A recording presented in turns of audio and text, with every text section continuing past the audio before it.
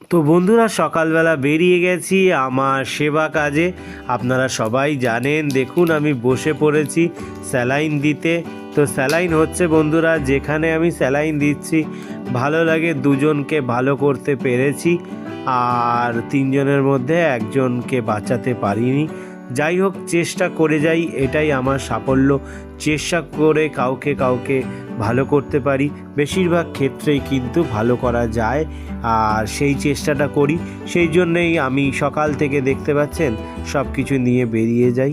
আপনাদেরকেও বলবো, আপনারা পাশে দাঁড়ান। আপনারা আপনাদের বাড়ির সামনে অবলা পশুরা যখনই কোনো সমস্যায় পড়বে আমাদেরকে ফোন করুন। দেখুন, এর কিন্তু প্রায় 15 বছরের ওপরে বয়স, এখন অনেক ফিট আছে। এর ট্রিটমেন্ট হয়েছিল, ট্রিটমেন্ট হওয়ার পরে এখন কিন্তু অনেকটা ভালো আছে।